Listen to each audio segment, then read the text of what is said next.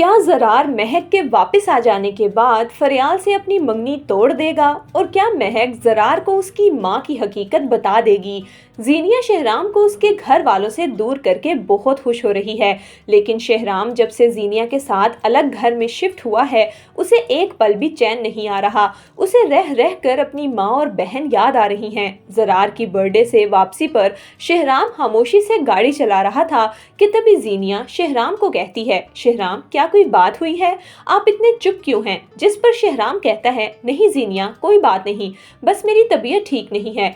ज़ीनिया को समझ आ जाती है कि शहराम अपनी माँ और बहन की वजह से परेशान है, इसीलिए वो शहराम को कहती है, शहराम क्या आप अपनी फैमिली की वजह से टेंशन में हैं? आप उन्हें छोड़ क्यों नहीं देते? उन्होंने हमारे साथ कितना बुरा किया, शानज़े ने मेरी जान लेने की कोशिश की और अभी भी आप उनके बारे में सोच रहे हैं। जिस पर शहराम कहता है, ज़ीनिया वो मेरे घर वाले हैं, वो मेरी फैमिली है, मैं उन्हें चाह कर भी नहीं छोड़ सकता और ना ही भुला सकता हूँ। जिस पर ज़ीनिया गुस्से से कहती है कि उन्होंने आपको घर से निकाल दिया है, वो आपके साथ नहीं रहना चाहते, तो आप उनकी क्यों फिक्र कर रहे हैं? ये सुनकर शहराम खामोश हो जाता है और ज़ीनिया का गुस्सा आसमान को छूने लगता है कि शहराम को उसके घर वालों से अलग करने के बावजूद भी वो पूरी तरह से उसका नहीं हो पा रहा।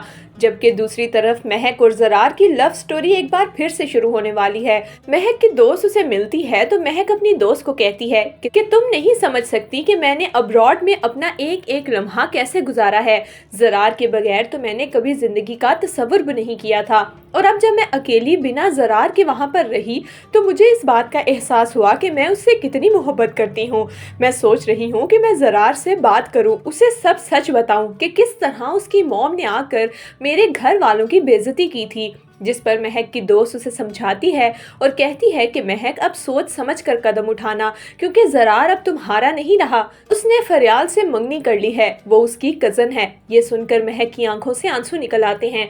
वो तो सोच भी नहीं सकती थी कि ज़रार उसे इतनी जल्दी भूल कर अपनी ज़िंदगी में आगे कैसे बढ़ सकता है।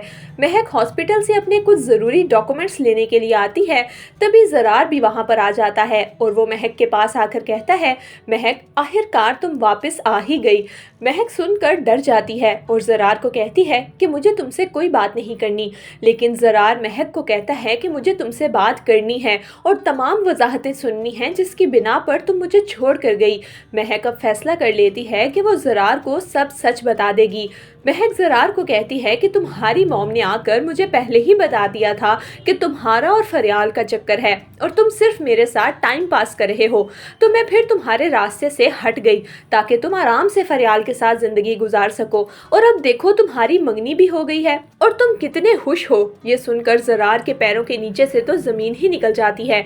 वो महक को कहता है कि महक ये तुम कैसी बातें कर रही हो, क्या ये सब कुछ तुम्हें मेरी मॉम ने कहा? जिस पर महक कहती है, हाँ ये सब कुछ तुम्हारी मॉम ने कहा है, और अगर तुमने गिला और शिकवा करना है तो जाकर अपनी मॉम से करो, मुझसे नहीं। तो दोस्तों आपके ख्याल में क्या ज़रार महक को वापस पाने की खातिर अब फरियाल से अपनी मंगनी तोड़ देगा या नहीं? हमें अपनी कीमती राय कमेंट्स में ज़रूर दीजिएगा।